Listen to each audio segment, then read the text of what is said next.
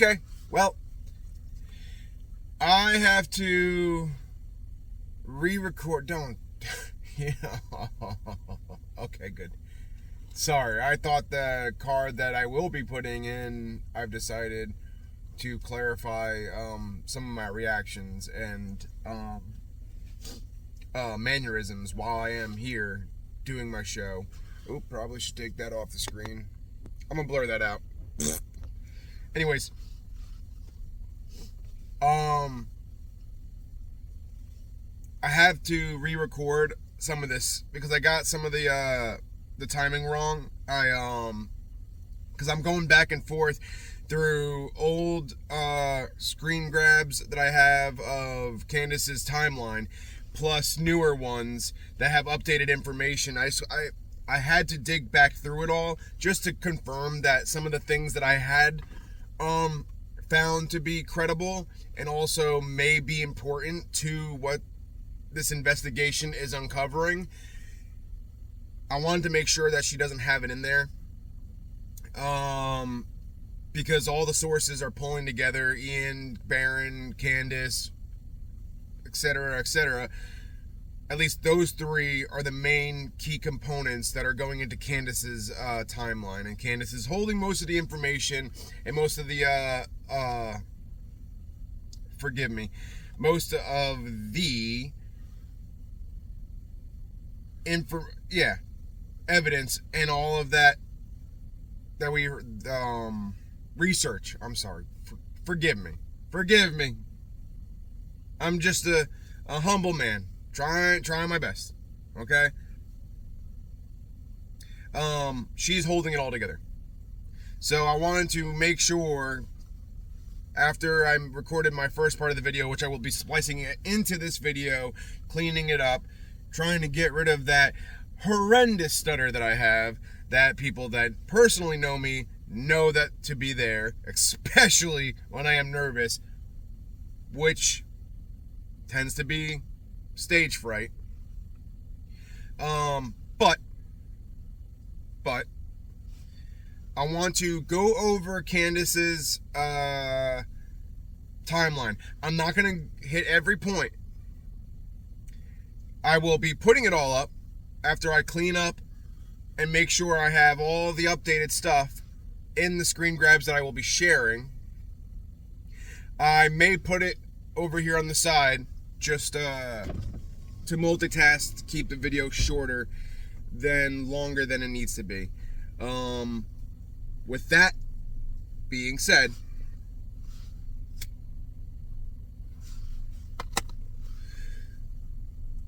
let me jump back a little bit. So, from what I at least have as far as Candace's timeline, starts at 2024. I could be wrong. I don't have all the time in the world to look at every single video and analyze everything.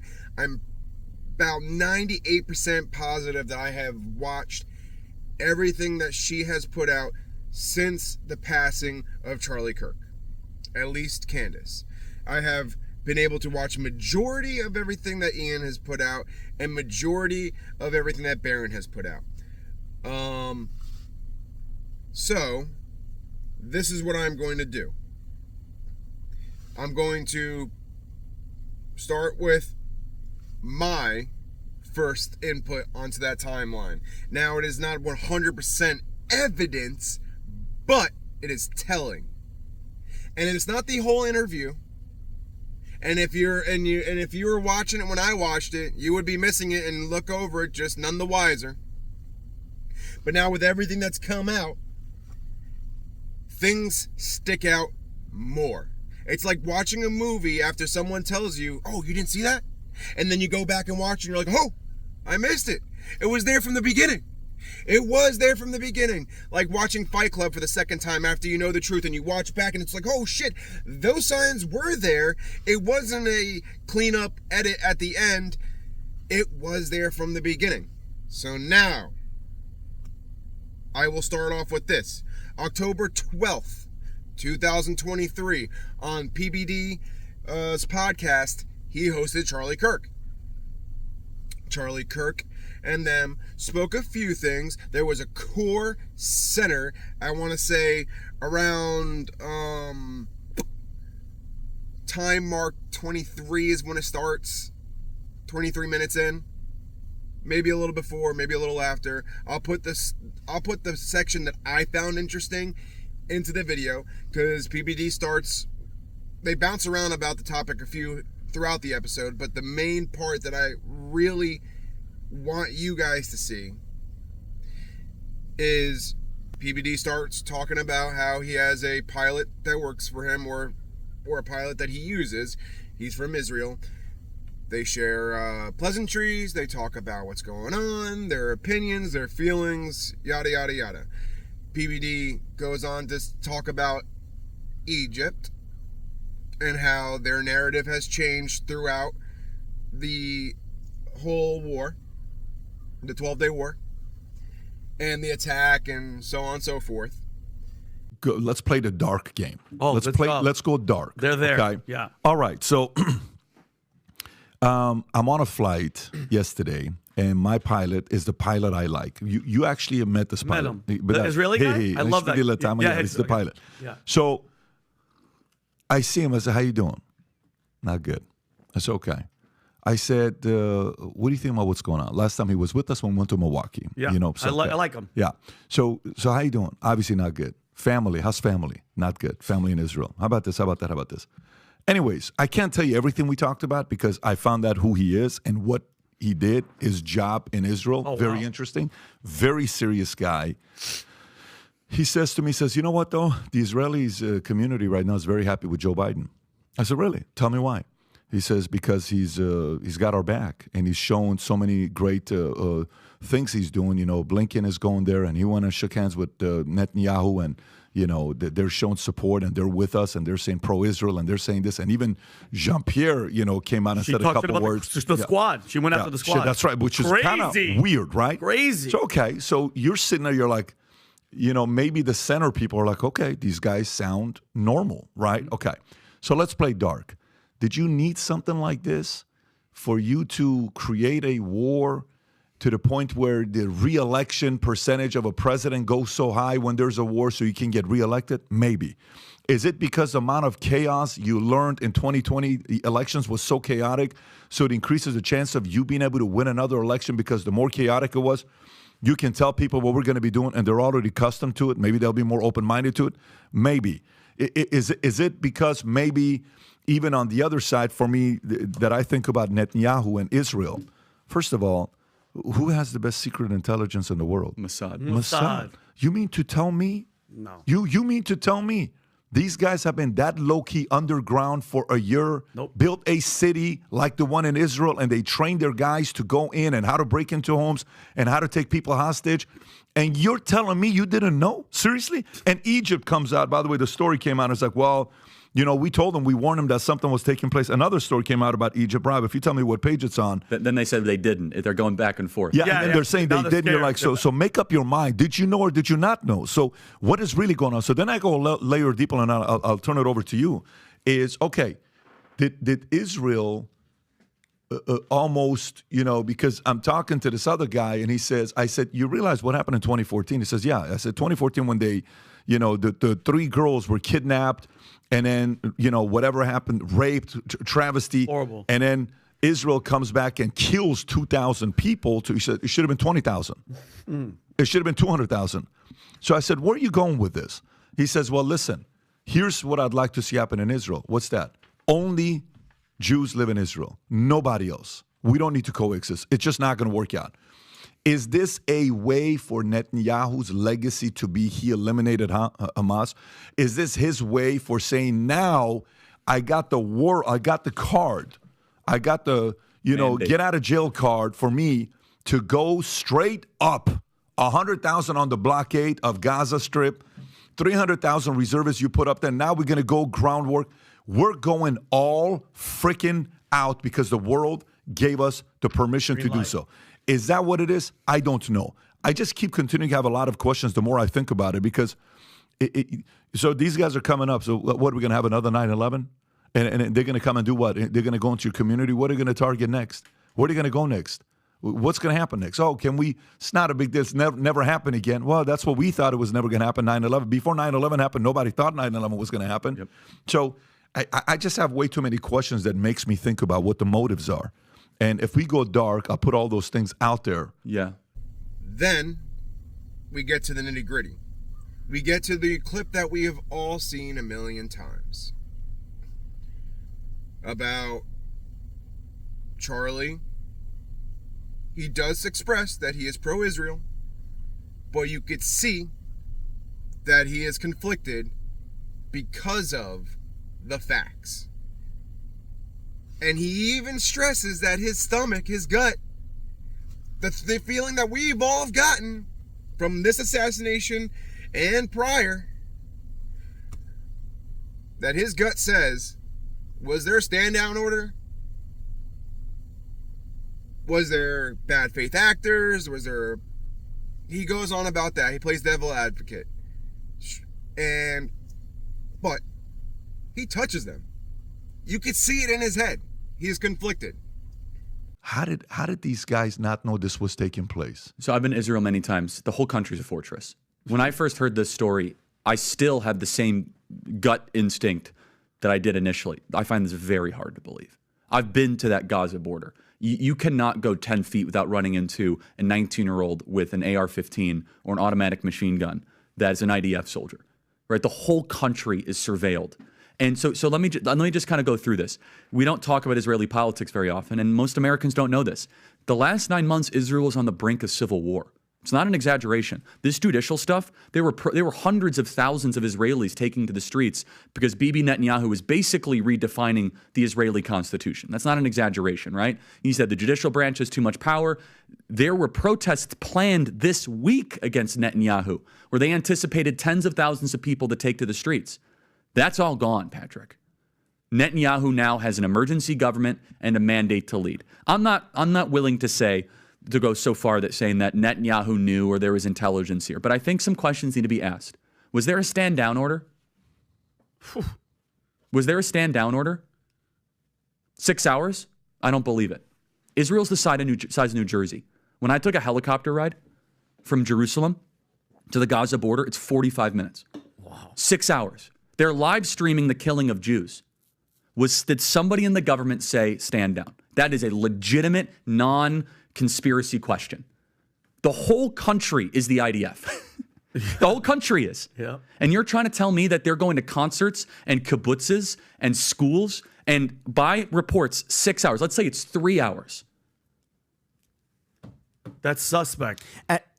Go ahead, Rob. It's also not like a right-wing reporting. This is from the New York Times. The long wait for help as massacre unfolds in Israel. 9 I can't think of a hours. more liberal news outlet than the New York Times. And by the way, I'm actually very pro-Israel. So let me be very, so I'm not exactly. Well, I think we all are. No, I just want to make sure my position is clear here. But so Patrick, there are other explanations. It's possible that the Netanyahu government was double-crossed by bad agents. Okay? That's dark, but it's not as dark as what we're talking about. Okay? Another aspect is that Netanyahu might have traitors in his government, like legitimate traitors that have infiltrated. I was texting with some senior people in the IDF, and they said, Charlie, can't say too much, but let's just say the same problem you have with the left in America we have here in Israel. So there's something to think about. Just something to think about, right? Is that maybe there's some people within those intel agencies that aren't as sympathetic. Or maybe, Patrick, maybe they might have gotten a tip. They might have gotten whispers, but no one thought it would be 1,200 Jews dead. That's a potential, right? Because here's the essence of it. The essence is this. This is the closest thing to the Holocaust that any of us have lived through. But the fact is now Bibi and the Israeli hard-right government has a mandate. I got to be careful the way I say this. They're going to try to ethnically cleanse Gaza. Yep. I mean, I don't use that term lightly, okay? They're talking about basically removing 2.5 million people from there, okay? And honestly, they have a mandate to go seek justice and revenge. They do. This idea that they need to have a truce or a peace treaty, that's morally crap after you see women and children be burned alive and dragged to the streets. But there are some serious questions here, Patrick. And let me tell you, my pattern recognition over the last 5 years has become pretty sharp. COVID, Maui fires, Epstein. When I see a story and it doesn't click, our guts are usually right. Now, another part of that clip that doesn't really get seen is that he wants the fucking truth. Fast forward in that clip,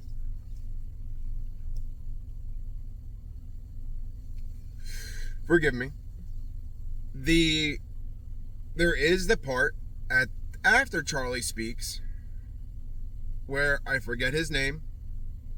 I may put it up on screen, I may not. The clip is going to be in the video.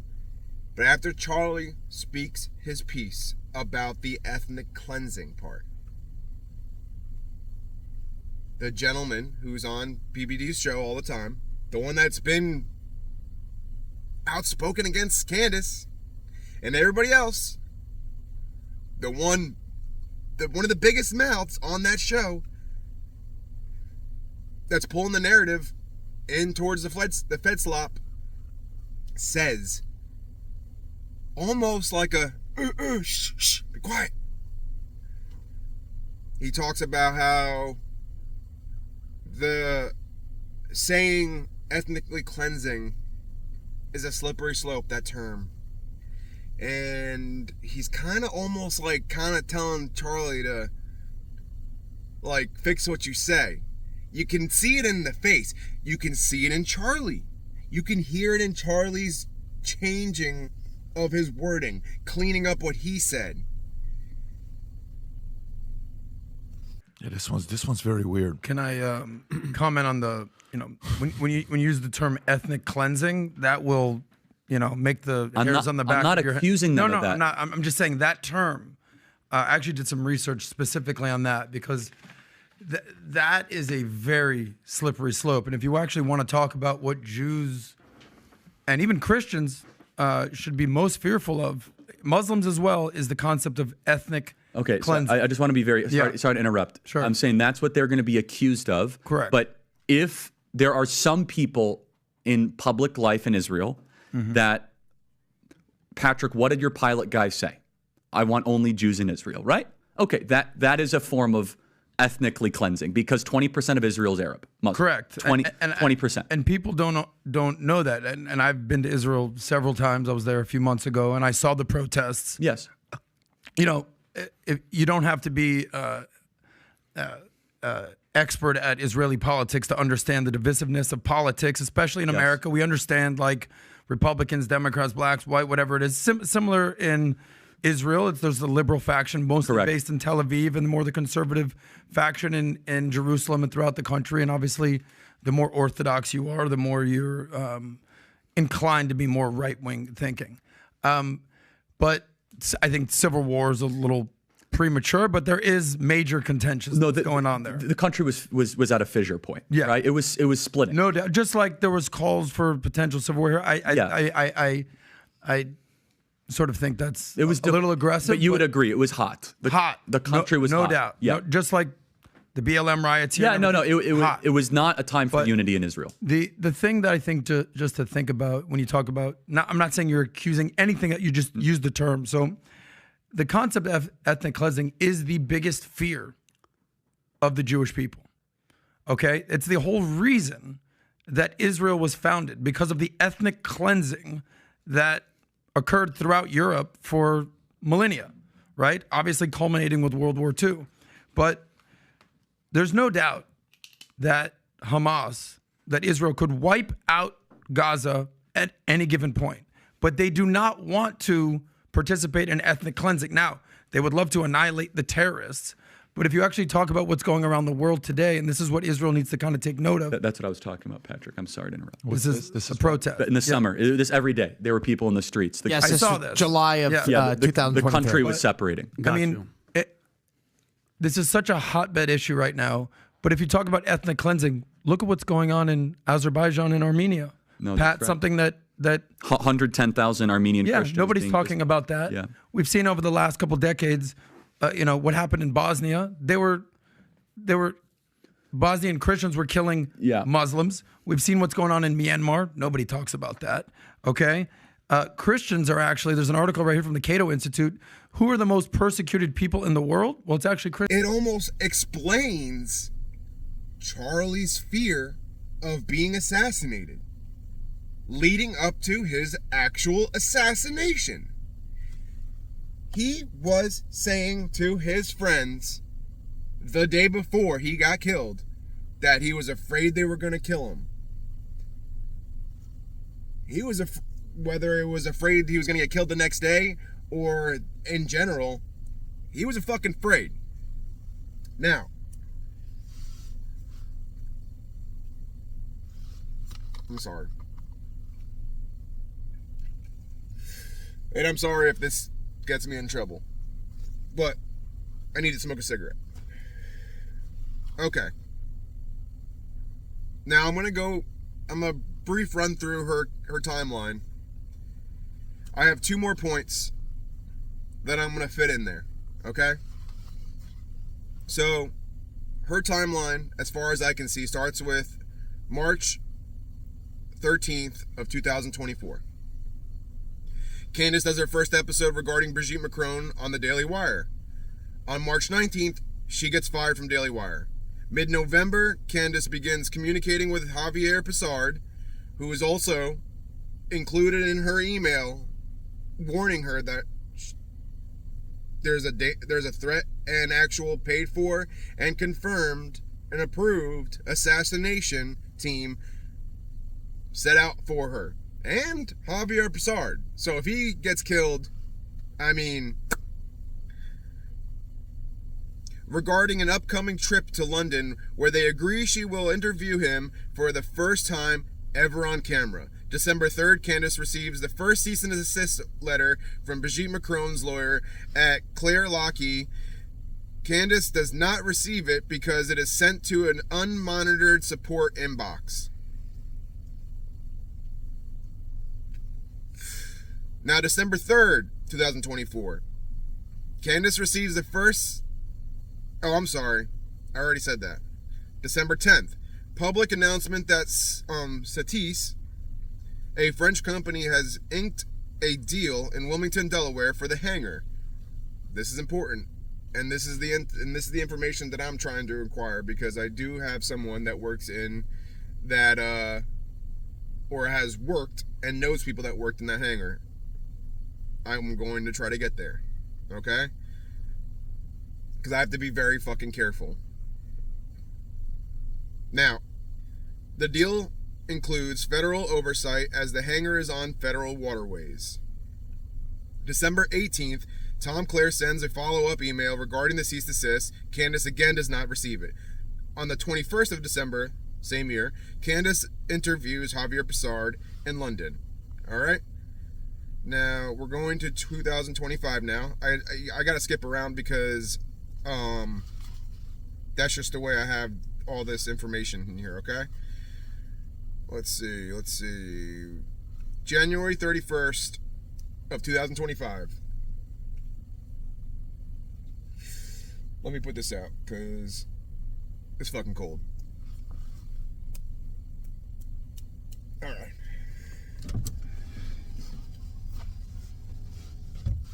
On January 31st, Candace releases the first episode of Becoming Brigitte, Season 1, and it airs. February 17th, Candace premieres sit-down interview with Javier Pissard.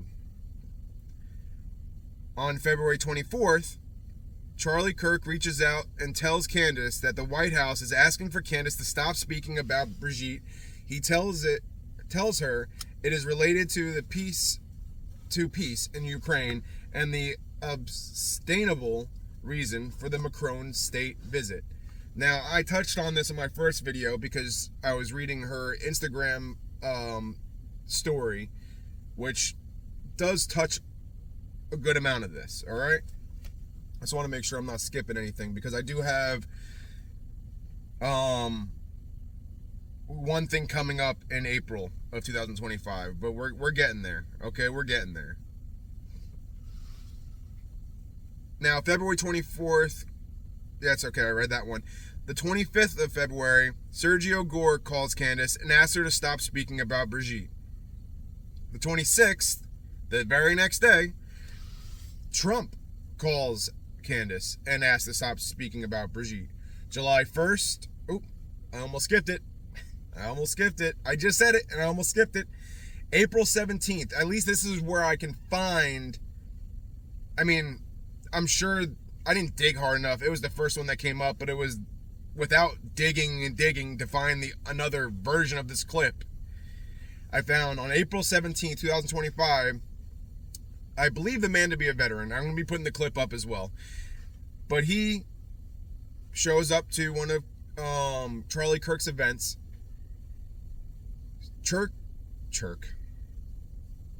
Forgive me. Charlie Kirk does still have this very strong outlook on Israel. But from 2 years prior, you could tell he's worried. Not enough to flip, not enough to change his opinion, but he's worried. How you doing? Thank you for a comment. First off, I just want to say, like, one of my core values as a Christian and as a man is standing firm in what you believe in. In 2021, I enlisted into the military. As far as Thank you for your service. Thank you. As far as I know, I was the only trainee at Fort Benning, Georgia, to decline the COVID vaccine, even when everyone was trying to force me to take it. I was discharged for it. So I truly believe, as a follower of Yah, we are called to stand firm in our beliefs. I think that what you're doing is amazing, trying to get people to wake up. But here's where I start to kind of question you. You're very for Israel, and I totally understand why from a surface sense, from a biblical sense. But as a Christian man who is about to have a little girl in October, here's my problem. In the Talmud, they talk about sexual intercourse with the little girl is permitted if she is under 3 years of age. You can rape a non-Jew woman and it is legal. And as a Christian, you look at our government, it's been infiltrated by the Jews. The founders of pornography are Jewish. The founders of the transgender movement and the LGBT community are Jewish. That's exactly what was going on in Germany. I'm not excusing what Hitler did, but there's more to it. And so as a Christian, what is your biblical perspective to supporting a group of people that are promoting satanic acts and are excusing satanic behavior? There's a lot there. First, tell me what the Talmud is. So the Talmud, I believe, is like a set of rules that it's kind of like our 10 Commandments, but on a bigger sense. No, it's not that. So the Talmud would be to the Federalist Papers to the Constitution. So do you know what the Torah is? Yeah, the Torah is like the Old Testament, like what Close. they Genesis, Exodus, Leviticus, Numbers, Deuteronomy. It's their version of the Bible. Yeah. Well, that Tanakh is their version. It's actually our version. We have an indecipherable Old Testament. So let me just kind of give you a little bit overview, and then we'll talk about the Talmud. So the Torah is the most holy text in Judaism, which is indistinguishable from that as Christians. Genesis, Exodus, Leviticus, Numbers, Deuteronomy. It's the 5 books of Moses, otherwise known as the Pentateuch. Then there is the Tanakh, which includes the book of Joshua, 1st and 2nd Kings, 1st and 2nd Chronicles. It also includes Psalms and Proverbs, Ecclesiastes, Songs of Solomon, right? So on and so forth. Nehemiah, Jeremiah, Esther's. Okay. So that makes up the Old Testament, or they would call the Tanakh, which is basically Torah, Nephilim, and Kvetchim. Okay. Then there's the Talmud. The Talmud is interpretation of the Torah and of the Tanakh. It is basically rabbis arguing back and forth. I don't know about those specific verses. People that are in Orthodox Judaism say that that is not true. I don't know. They'll have to refute and respond to that. I'm not a master of the Talmud. I do know the Torah very, very well. And I can tell you right now, nowhere in the Torah does it say anything that you just described or articulated. So you asked the question, why should we care about Jews? And I will address the other specific points. We are called to bless the Jews as Christians. In fact, you are a Christian, right? I am, but what religion was Jesus? He was Hebrew. He was not the modern. Well, he was Jewish. He was not Jewish. He was Hebrew. Well, hold on. He was from Judea, wasn't he? Correct, but Jews didn't exist at that time. Well, hold on. The modern Jews are not the true chosen people of Yah. They created their own country in the 1940s. They established, this is their doctrine, the Yebahamath 11b. That the little girl is permitted if she is 3 years of age. Charlie, as a man of Yah, again, how can you justify and defend a group of people? I don't justify that. That's disgusting. But you're supporting them. No.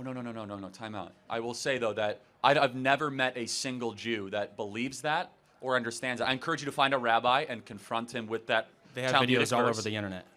No, yeah, It's not a nothing. secret. Nothing false is ever on the internet, right? But I encourage you. It's live interviews. No, I encourage you to go to a rabbi and ask him that very specific question. But let me ask you, when it says very clearly, when Paul says that we should bless the keepers of the law, which is the Hebrews, do you believe that? I do. Okay, But so the we should. modern day Jews are not the original Okay, Hebrews. so let me help me understand that. So do you mean the Ashkenazi Jews, or do you mean the Sephardic Jews? Because there are two. Do you know the difference between an Ashkenazi and a Sephardic Jew? Not necessarily. Okay, so that's very important. So what you're probably talking about is the Ashkenazi Jews. Ashkenazi Jews are Eastern Europeans that came into the region in the 1940s, Modern and they day are Israel. Jewish. They founded Israel. Correct? However, but tell me what a Sephardic Jew is.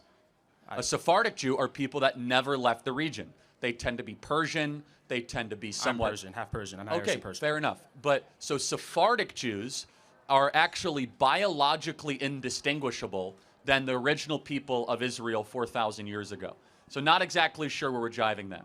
Because You that's the modern day Israel government. That's who Trump works with. Well, no, it's Netanyahu. actually both. It's both Ashkenazi and Sephardic. It's not. Well, no, again, if you've ever been to Israel, you could tell the difference in an Ashkenazi and a Sephardic immediately. The Sephardics are like screaming about like going to, go to war, and the Ashkenazis are, having a much more liberal, Orthodox Shabbat service. But let me ask you a question. You say that the Jews run our government. Fair enough. You said that? Yes. If that's true, why is it we send so much money to Hamas and Iran? Because They're doing Israel a pretty... created Hamas. Okay, wait, help me understand this. So the Jews run our government, is Correct. what you say. Correct. And Trump met with the Sanhedrin a few years ago, and they asked him to uphold the Noahide laws, which talk about killing Christians. Well, so the It's not a Noahide secret. laws are actually, we live under the Noahic covenant, and nowhere does it say it should kill Christians. What are you talking about? The Noahide laws are the upholding of the. So Trump works for the Jews. Tell me what the Noahide laws are. The Noahide laws is a group of laws that the Jews live by that specifically say that they have guillotines. It talks about the beheading of the. It starts with the G. I forget the exact word they use to describe what they would say Gentiles. They have a word noyim or something. Goy, Goy. which means nation Correct. in Israel. Do Correct. you know that? Okay. So anyone who is not a Jew is called a Goy. Goy And literally means... they all deserve to do what they say. So let me just make sure I understand. So Jesus Christ, who himself was a Hebraic, Torah observant, Shabbat observant Jew, or whatever you want to call it, right? Because Jew just means you're from Judea. That's all it means, okay? You know that, right? Yeah. That's where it comes from. Tribe of Judah, then formed Judea. Jew comes from Judea. Jesus Christ himself honored the law. Does that mean anything to you? It does. So if we're going to say Jesus honored the law, how is justifying And the keepers of the law. of a child under 3 years old? That's not the Talmud is not the law. That These is what they preach in Israel. They preach in their schools. They talk Okay, about it openly. I encourage you to find me a singular instance of somebody in Israel talking about the legitimate of 3-year-olds. That doesn't exist. Look at our government in Hollywood, who's run by Jews. The sex trafficking. The Jews run the sex trafficking. There itself, Charlie. Hold on. Donald Trump himself. But it's easy to say they run the Jews. Oh, the Jews run everything. If the Jews run everything, why is there so much anti-Semitism? Because anti-Semitism is a construct created by the New World Order agenda that is being pushed onto us. Jews, it's kind of like global warming. And your theory is very similar to global warming. If it gets warmer, it's global warming. If it gets cooler, it's global warming. If there's anti-Semitism, it's the Jews. If there's no anti-Semitism, it's the Jews. We send money to Hamas, it's the Jews. We send money to Israel, it's the Jews. So at some point, you have to tell me, like, they basically control everything, whether it hurts them or it helps them. Is that correct? Israel wants the New World Order. They're the synagogue of Satan. It says so in Revelation, Charlie. You think the synagogue Israel of Satan. is the synagogue of Satan? The synagogue of Satan. Okay, actually, it doesn't say that. In the Bible, it says that there will be a group of people who call themselves the chosen people of Yah, but they are the synagogue of Satan. Charlie, we live in the end times. Trump works for the... I can't agree with that. So let me ask you, since you believe we live in the end times, what do you think? Do you think the modern creation of Israel is fulfillment of biblical prophecy? It is not. Okay, then we disagree. Then what do you think it is? It is a satanic agenda to push a new world order. That's why they were fought in the 1940s. World War II was fought not over what everyone thought it was fought of. Every war is fought by, it is funded by the rich, the Rockefellers, all the rich, the Rothschilds. Okay, so yeah, let me ask you a question. They funded all those wars. Was Hitler bad? I think Hitler was bad, yes. Hitler was bad, yes. But did the Holocaust happen? The Holocaust did happen. How many people died? Not 6 million. How many? It was not 6 million. How many? I don't have an exact number, Yes. Charlie. I don't have an exact number. It wasn't 6 Okay, but you said million. it's not 6 million. You must have an alternative. How do you know it's not 6 million? Because there wasn't even 6 million Jews in Germany. Okay, well, I mean, you tell me. You're the expert. How What many books, people died? Charlie? then? What books were they burning? What books were they burning? The Talmud. Well, They kicked a Rothschild out of the Berlin Bank. So, okay, I mean, was Hitler justified in his critique of Judaism? I don't think he went about it the right way. I think he was wrong by killing people. So Hitler just implemented it wrong. So I'm not justifying Hitler. I do not support Hitler. You know you're losing the debate when you have genocide, to insert that in. No, I'm not justifying Hitler. No, because the genocide of anyone is not okay. The genocide of anyone, even Palestinians, the genocide of innocent children in Palestine is not okay. I'm glad you say it's a genocide. But here's the problem. Here's the problem. The reason why Jews have been run out of 109 countries throughout history is because every time they get into a country, they try and take it over. In Nazi Germany, again, they were having transgender surgeries, underground transgender surgeries. They were promoting homosexuality in schools. They were literally preaching a pagan way of life. Wait, so who was Mengele? I don't know who Mengele is. You don't know Mengele? Mengele was the Nazi doctor who actually was the one that was performing so many of these surgeries. It wasn't the Jews alone that were doing this. The Nazis themselves were doing these horrific surgeries. Now, let me just kind of pause. You believe that the Jews run the American government. That's not a secret, Charlie. Well, no, I find it hilarious that all of Trump's cabinet is Jewish. Well, hold on. Trump's whole cabinet. J.D. They Vance have Jewish connections. They're married to a Jew. They have Jewish descent. J.D. Vance is Catholic. Tulsi Gabbard is Hindu. Jewish. They all have Jewish connections. But you just every said single every single you just person said they were all Jewish. Christine Nome is an evangelical They've converted Christian. to Judaism or Catholicism. They all have an AIPAC advisor. Not a single person in Congress can make a decision without asking their Israeli Jewish AIPAC advisor if it's okay to say. The entire list. Israel did 9/11, Charlie. Oh, they did. Wow. Why are we in the middle? I served. Why were we in the Middle East? Well, I mean, you can. Why were we in the Middle East? You can reject involvement in the Middle East without also believing Israel did 9/11. So if Israel did 9/11, help me understand this. Who were the hijackers of the planes? They weren't hijackers. Oh, CIA. okay. CIA and Israel worked together. No. Explain to me what happened on the aircraft.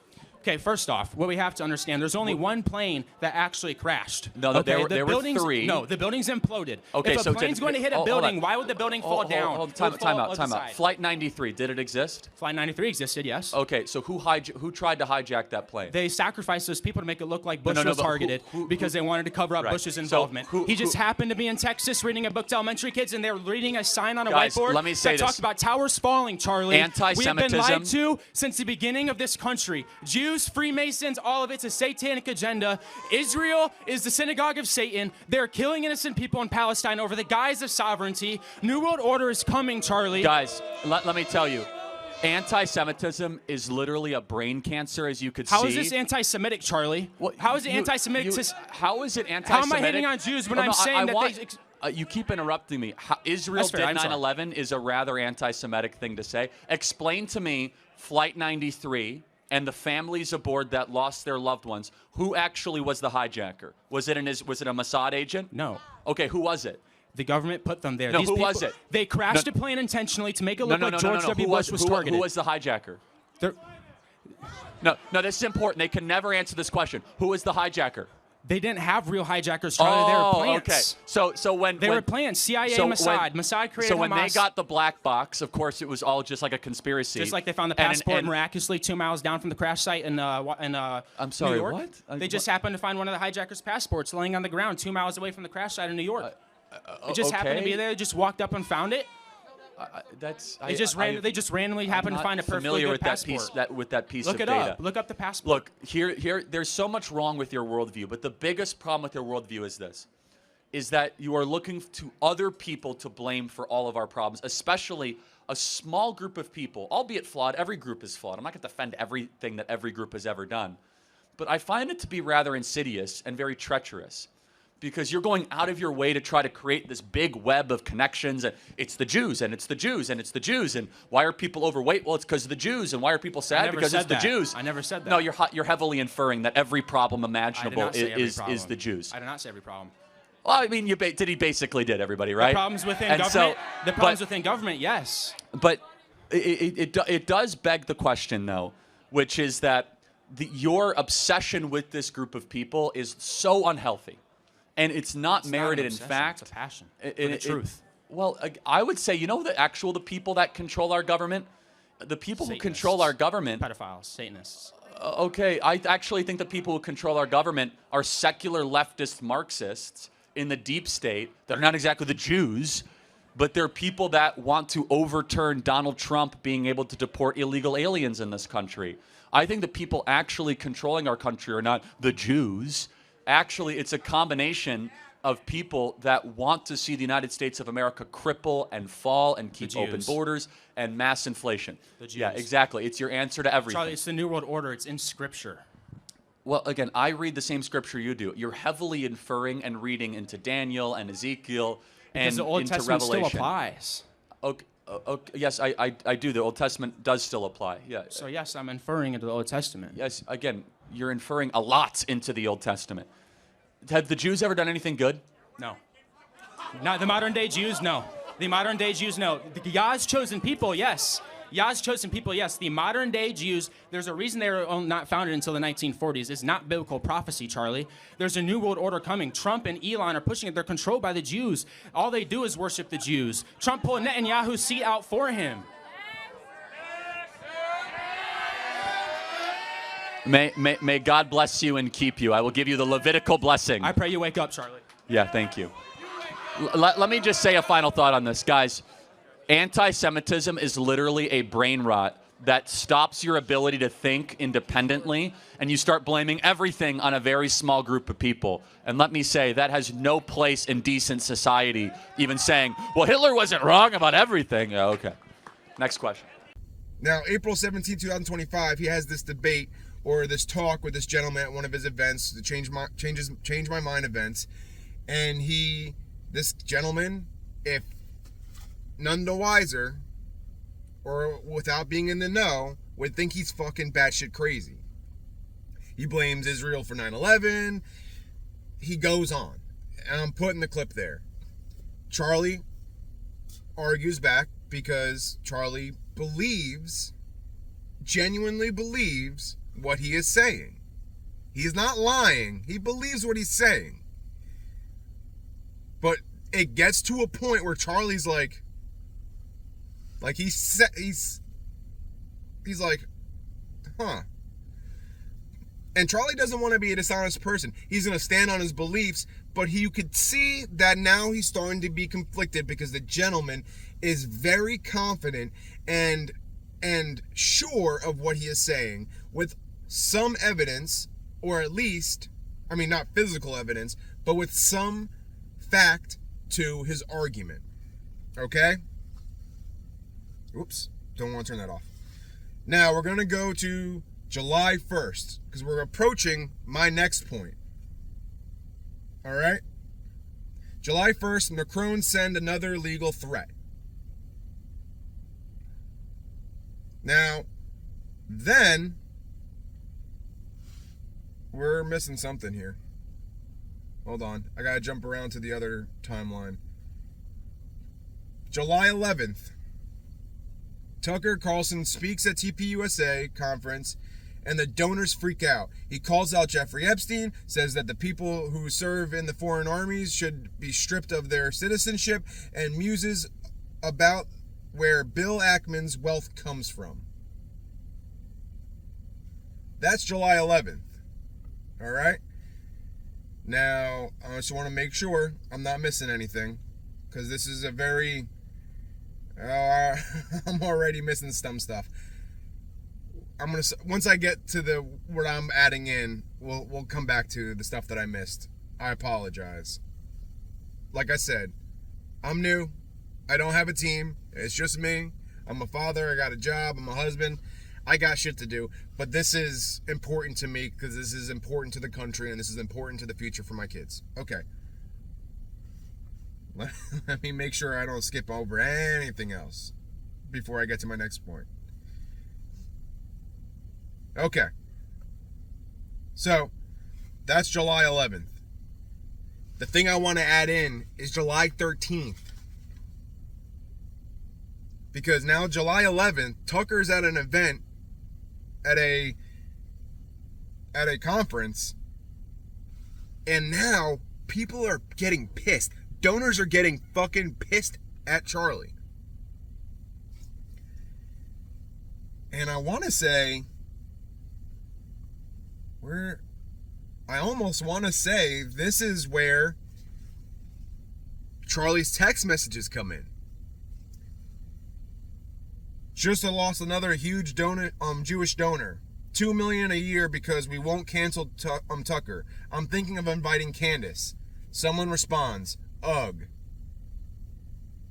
Then Charlie comes back. Jewish donors play into all the stereotypes. I cannot, will not be bullied like this. Leaving me no choice but to leave the pro-Israel cause.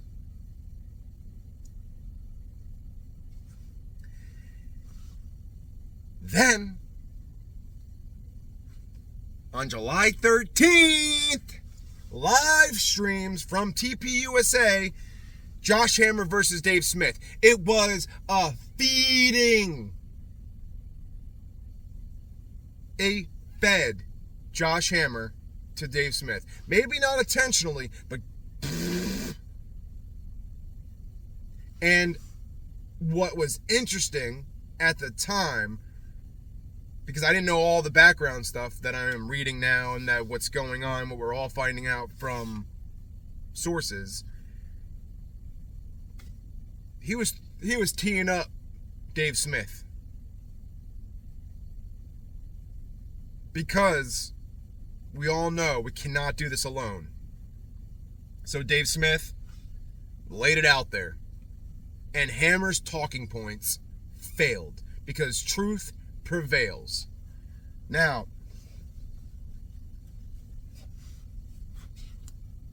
going forward, from the Hammer Dave Smith debate,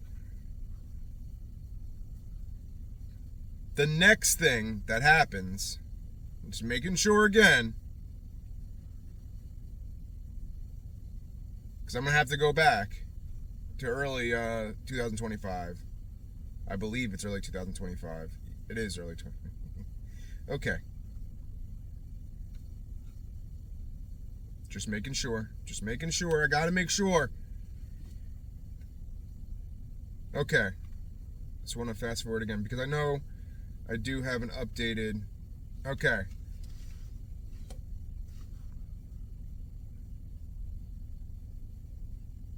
July 18th. Charlie Kirk hosts Tucker Carlson at SAS.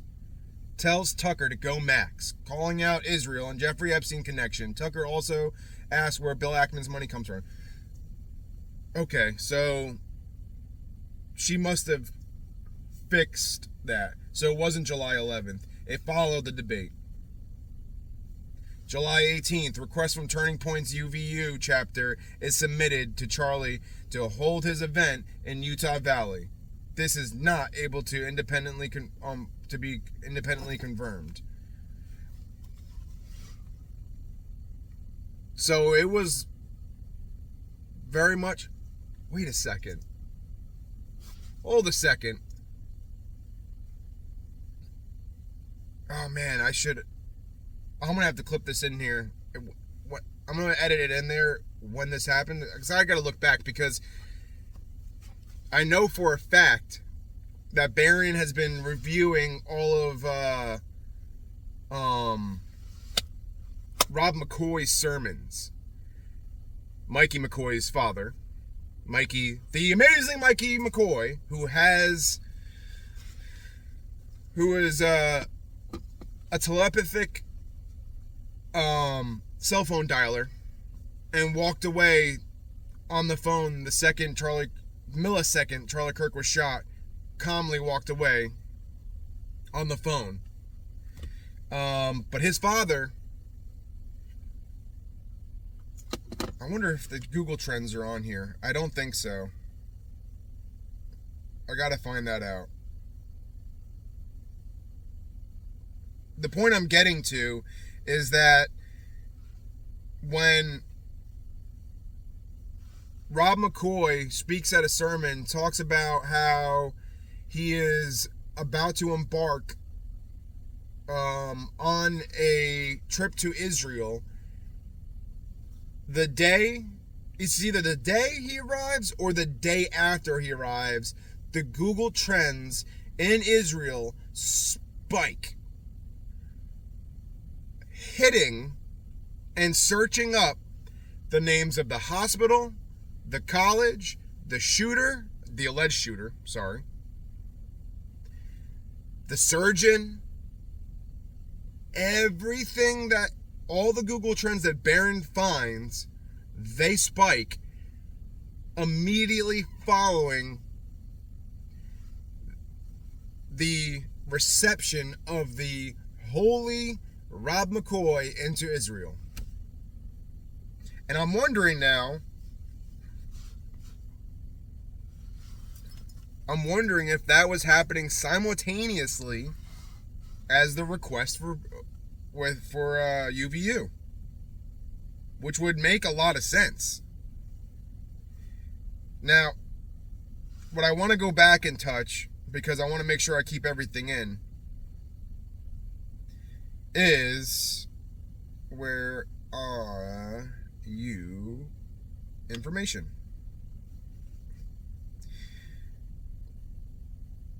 Okay, so after February of 2025, my entry, I'm going back a bit to insert to the July section.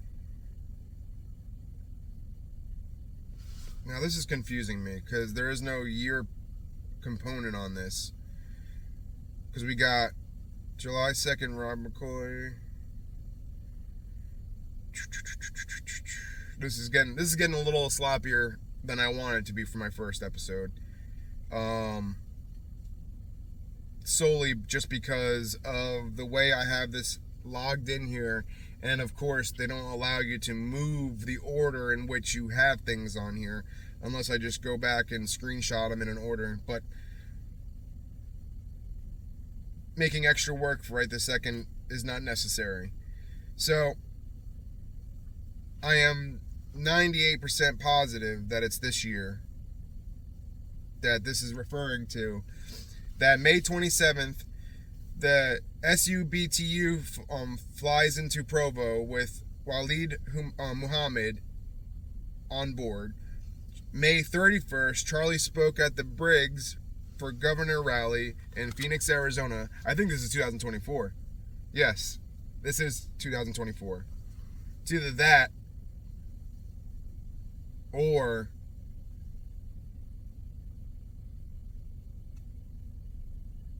bear with me. Forgive me.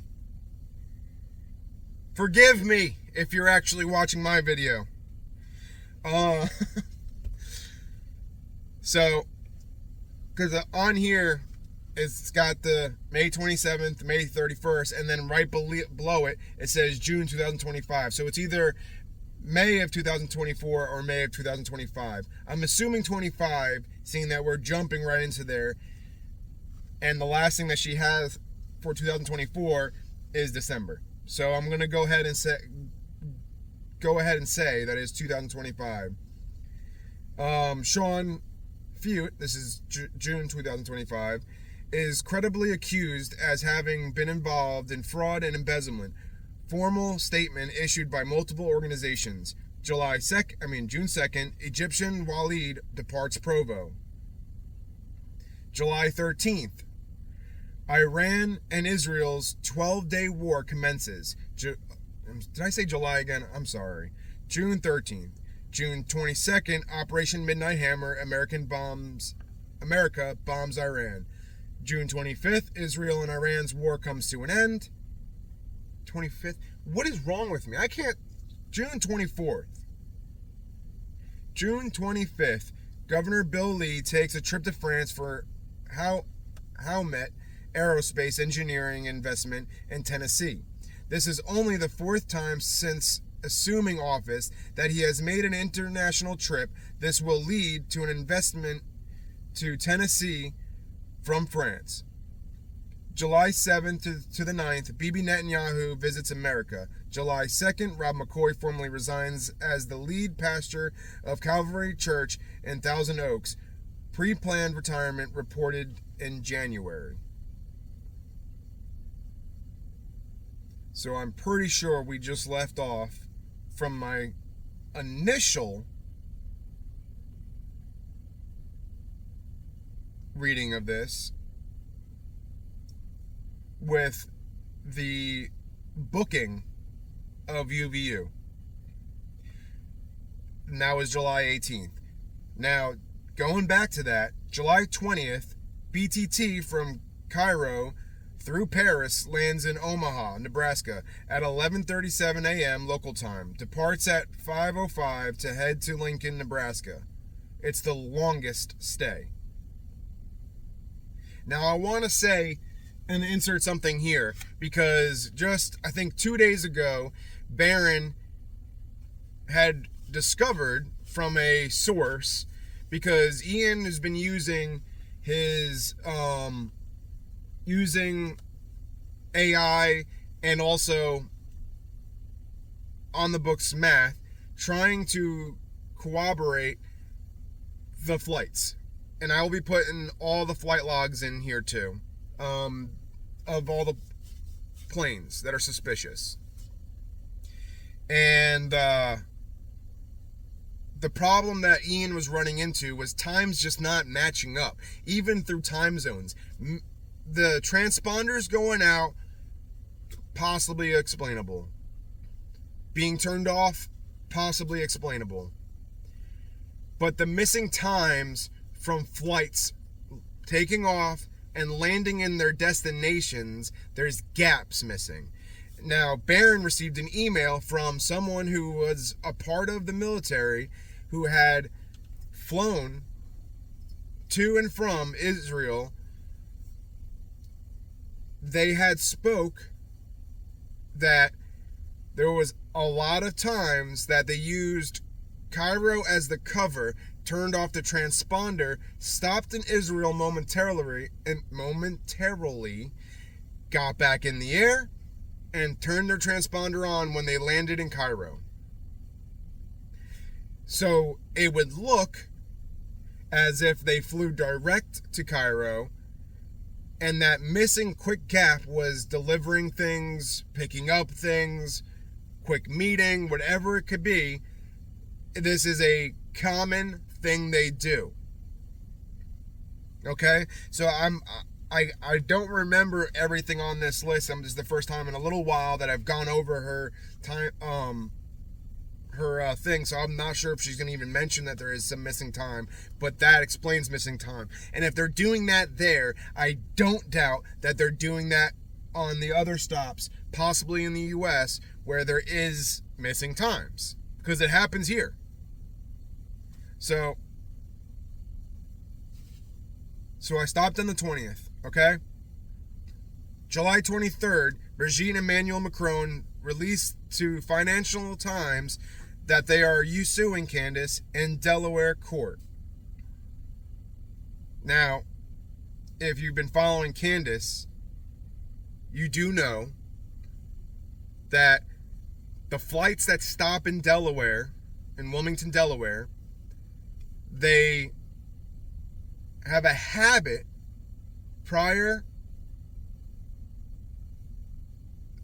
this car is the new one. That's fucking weird. That's been around me today. Keeps stopping, going, driving around me. I'm sure my camera's caught it a couple of times, but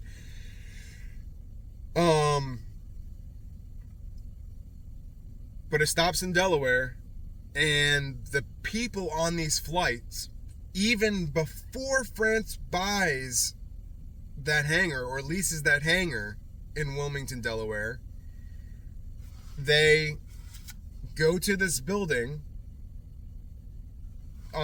which turns out to be this, there is a joint FBI, Secret Service, DEA, there's a joint suite there.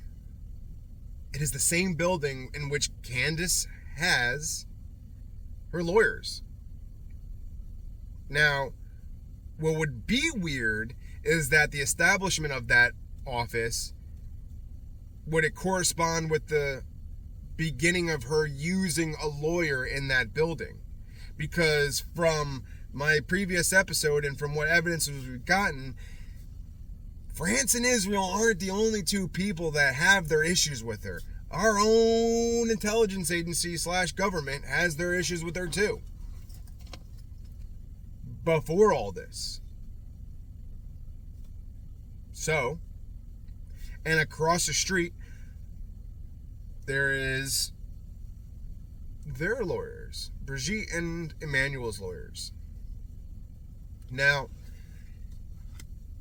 I really want to fucking be able to put all their stuff in here, but like Barron says, and Barron said it best because I was going to, but I can't spoon feed you everything. I can't make you go watch everything because I know it's daunting. It's taken me a long time to start looking at other people's shit, and it's only because I've been interested because of the fact that there's a possible foreign government assassinating American citizens, which is very fucking insane and should not be happening, and that's why I'm getting involved.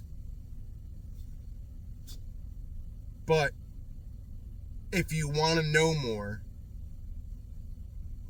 you can trust me. You don't have to trust me. Don't trust me. But if you know me, you should be able to trust me. At least, this is why I'm doing this video, is for the people that I know personally that are not up to date on this, that I would like them to be aware. But if you don't want to take my word for it, there is the brilliant people that have been doing the research and digging and investigating that have the solid evidence. So, and I'm telling you who they are. And most of the titles of their videos tell you what's in that, what's the content in it. So if you don't want to go digging, you could just go through their catalog of videos and they'll just select on the one that you're looking for the information for. But I digress. Candace, the point I was making was Candace has a video of the map and the buildings and who owns what and who's in where and the coincidences. So going back to this, July 26th, that plane BTT departs Delaware back to Cairo on the 26th. July 27th, privately, Candace's legal team communicates confusion as to why the French couple is suing in Delaware and not Tennessee, because that is where she lives. July 27th, August 1st, Tucker Carlson releases an episode of Candace where the discussion of Brigitte Macron's being born a man goes viral. And there's a lot on that. Watch the Becoming Brigitte series. Or watch my last episode where it's summarized. Not summarized, but Candace explains just a little bit, enough to pique your interest if you want to fucking get into it. Very early August, exact date pending, Turning Point sends people out to scout the location for their event. The school suggests that they do not seat Charlie in the amphitheater. The Turning Point employee insists it's best and Charlie's preferred location. See, that's different from what I've heard. And I don't believe the source that I heard. August 5th to the 6th. Hampton's retreat. An intervention. Bibi Netanyahu calls Charlie and offers to take Turning Point to the next level. Invites Charlie to Israel. Charlie declines. That Hampton's retreat is where he got cornered by his so-called friends and donors, and they were pushing him and urging him to knock it off, get with the program. August 17th, BTT flies to Paris to Omaha on 10:49 a.m. and lands in London at noon. August 21st, Charlie was speaking at Alex McFarland's speaker series with Charlie Kirk in North Myrtle Beach, South Carolina. August 23rd, BTT flies from Omaha to Wilmington on August 23rd and stays one night. August 24th, PTT flies from Wilmington, Delaware, back to Cairo. Now, I just want to make sure I'm not missing any new information. All right? So forgive me. I'm just doing my little quick scroll.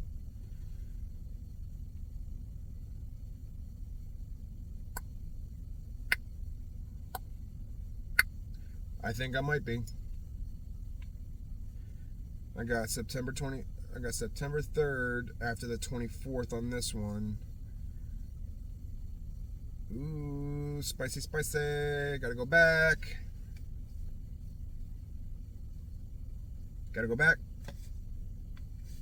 This is frustrating me.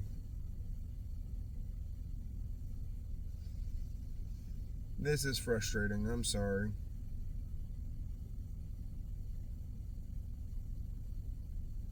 Charlie speaks at that. BTT, Rob McCoy puts his August 24th. Rob McCoy puts his second house up for sale in California. 25th, French Legionnaires complete their training, which commenced on July 7th. Ooh, I missed something there, people. Because I remember this, that there was a joint exercise in the U.S. July 7th to the 9th, BB-9ER visits U.S., which I did say, but... Oh, come on. Do I not have that on this? Uh-oh.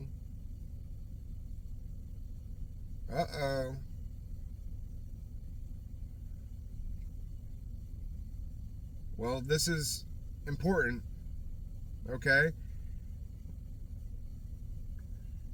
Because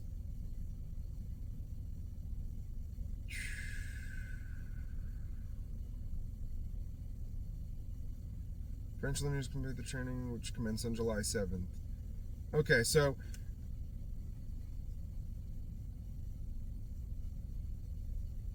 French Legionnaires arrive in America for about 3 weeks training in California. Will end on the 25th. But it commenced on the 7th.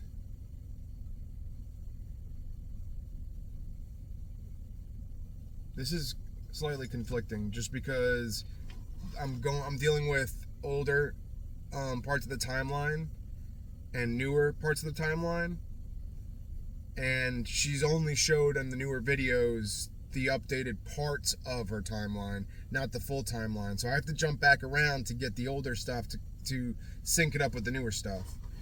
Okay? Charlie speaks with McFarland, flies McCoy, French Legionnaires starts at that. August 24th to 27th, Operation Valhalla begins between civilians and military in Minnesota. That's strange that it's starting right around the time that supposedly the Legionnaires, French Legionnaires, complete a joint training with the U.S. military in California, and then in Minnesota, one with the civilian starts.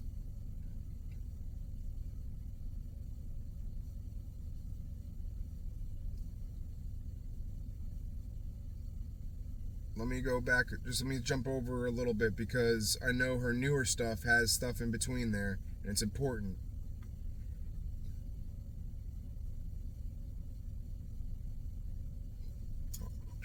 Turning point, people scout the location.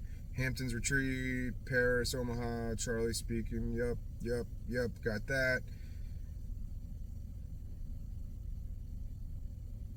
Okay, we're good. We're good, people. We're good. All right, we're cooking still. We're cooking still. On the 27th, TPUSA, UVU, and local BYU chapter shares graphic announcing that Charlie is coming to UVU, but no location details are mentioned. Operation Bright Star commences, a joint operation between Egyptian and United States military in Cairo, which is reported will run through September 10th.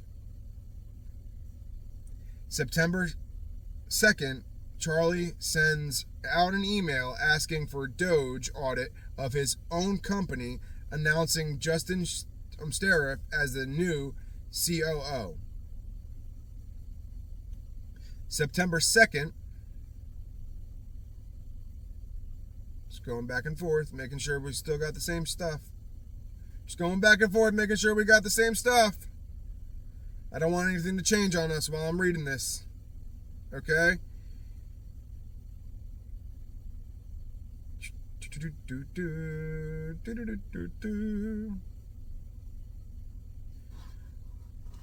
What did I just say? What did I just say? September 2nd? September 2nd, Charlie's event known as local media mentioned on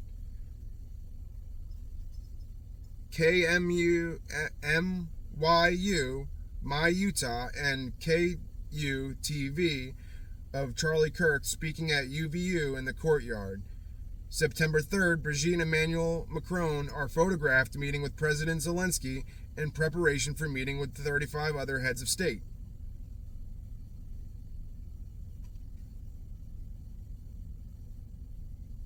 Brigitte Macron photographed still on September 3rd, photographed at Goblin's Manufactory in Paris.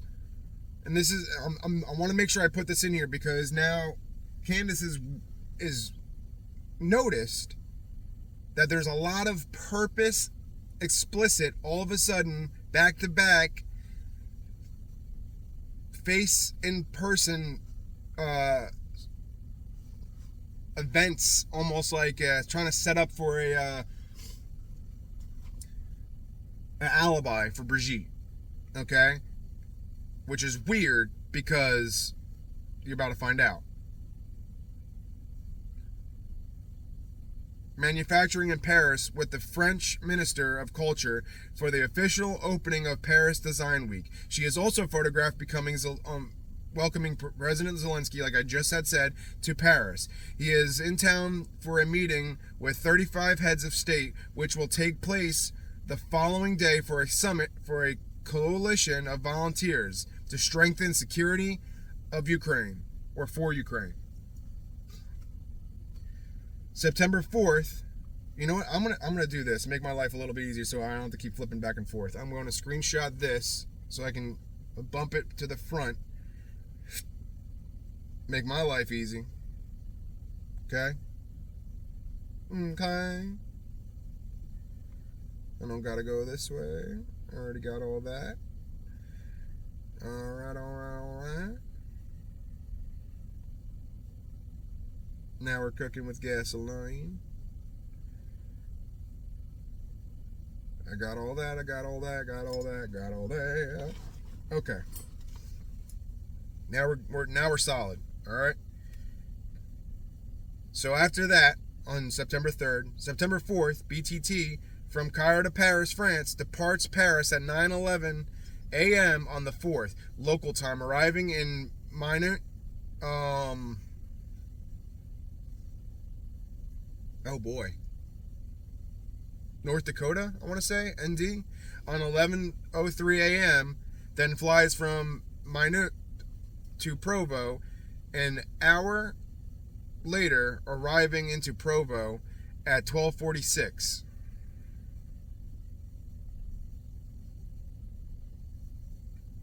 Now, September 5th, BND does a short test flight around Provo.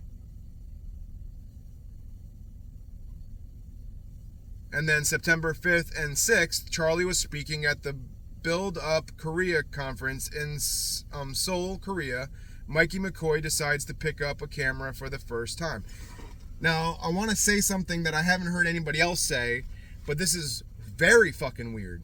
Now, this is going into the interview that Sean Ryan had with Brian Harpool, alleged head of security, which we all know he isn't, but he was the next guy underneath the head of security, or in charge of security. He was asked by Sean Ryan, what is your favorite memory of Charlie Kirk? Now, this doesn't mean anything, but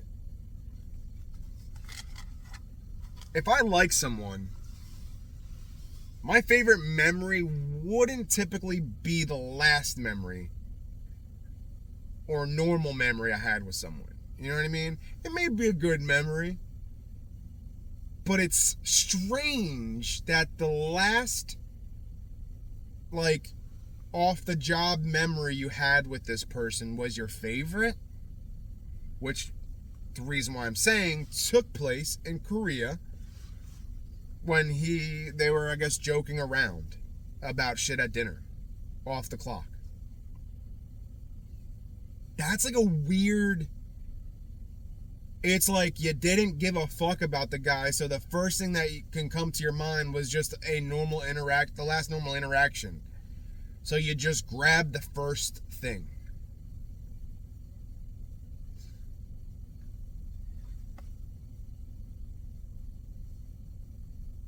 And then on September 10th, Charlie Kirk is assassinated.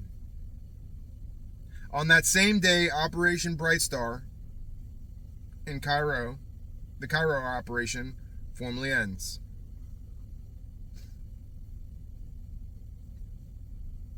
BTT departs from Provo, Utah at 7:14 a.m. local time.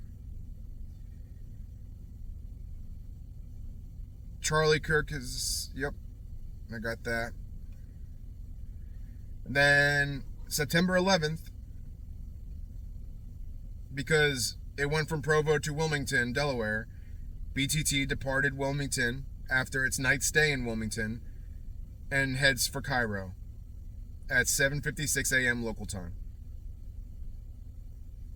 September 12th, Brigitte Macron photographed by Paris Match, an event for Design Week. And then September 13th, BND departs Provo at 12:57 p.m. and goes to Goose Bay, Canada for a few stops, and then continued on to Paris and then back to Cairo.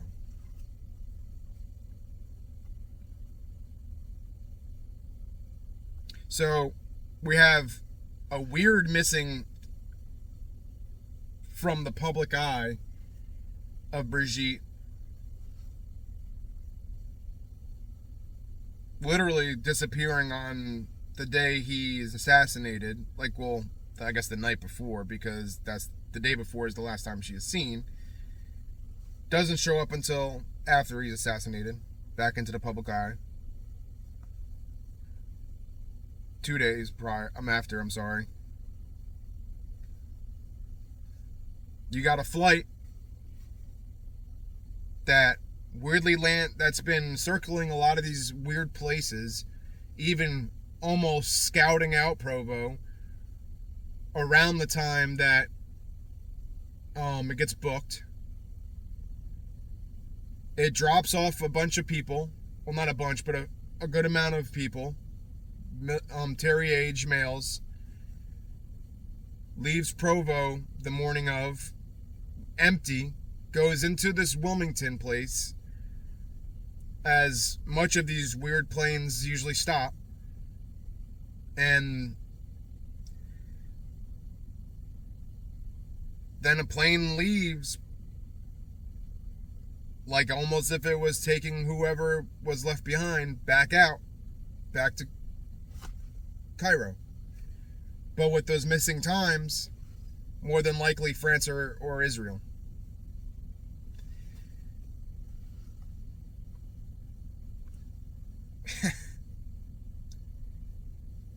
I mean,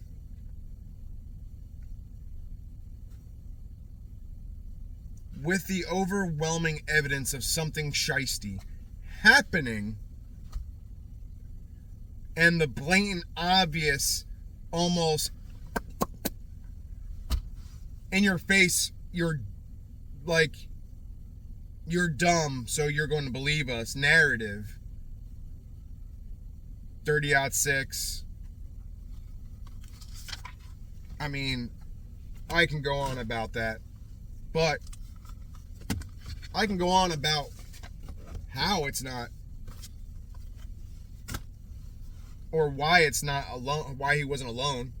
If he was the shooter, I can tell you it wasn't a 30-06, but I can't tell you if it came from the roof. More than likely not, because the trajectory would have done a lot different things.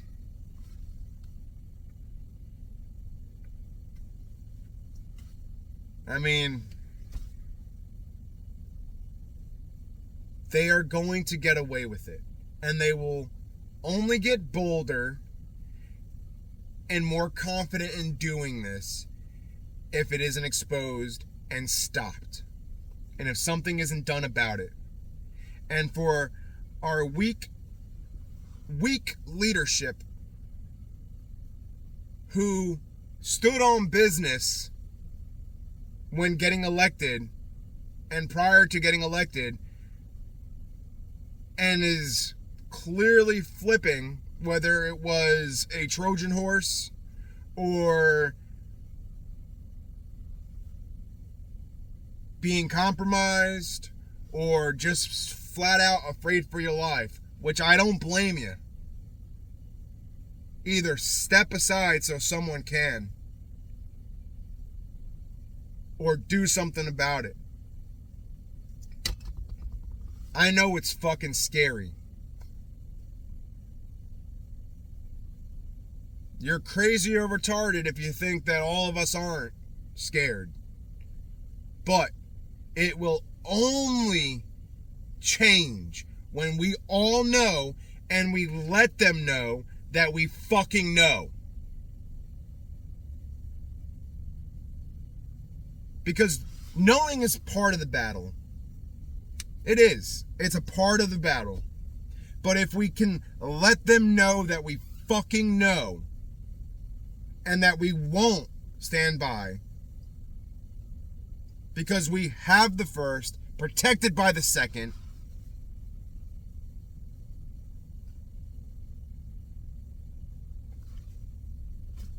I'm just here to play my role, to outreach the few that aren't seeing or don't have the time to do all the watching and research themselves. You can take my word for it. I would say don't trust anybody fully. But think for yourself. Please. I've been there. I wanted to put faith in people that I thought I liked or that I should be able to trust. We should be able to trust our politicians, but we cannot trust our politicians. They no longer work for us because we let them.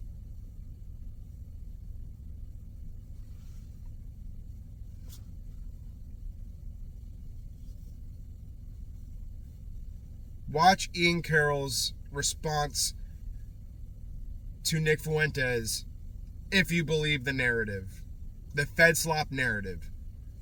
That will give you the honest truth about what they're feeding us.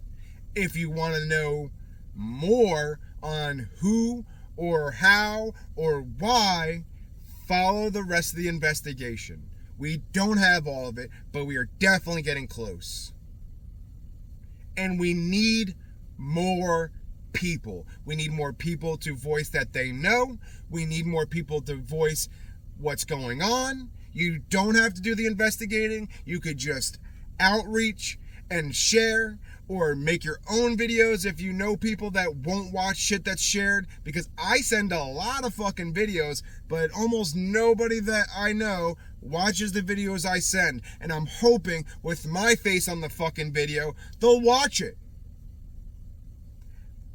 I don't watch all the shit that's sent to me. And if I see an hour timestamp on something that's sent to me, there is a good chance if I don't have the time, I won't fucking watch it.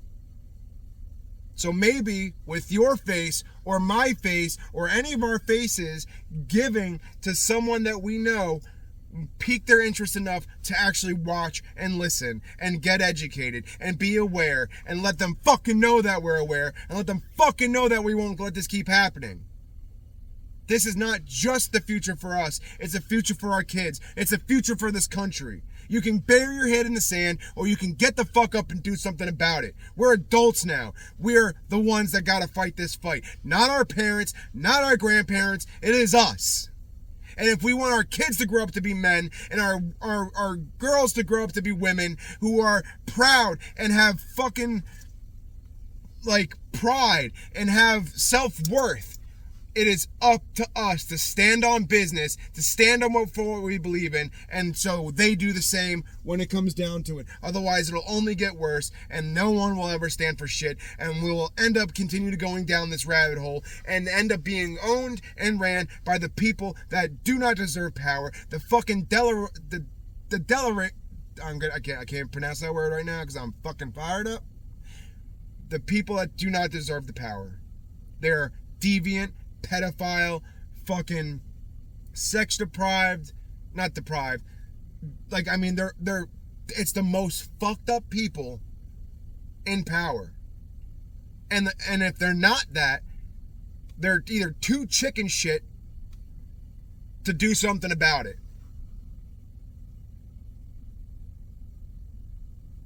They've got, I don't know what's going on with Nick Fuentes, but what it looks like is they got to him. And if they got to Nick, they can get to anyone.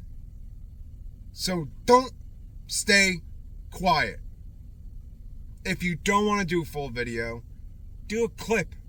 Speak your fucking mind. The more of us that are showing face and putting our minds out there to say, I fucking know,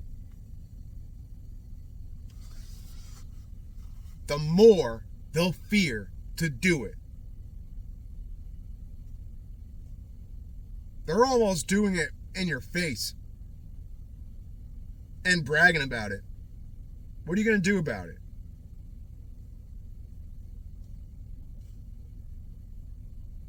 So with that being said, I'm Grizzly Patriot. Keep up the good fight.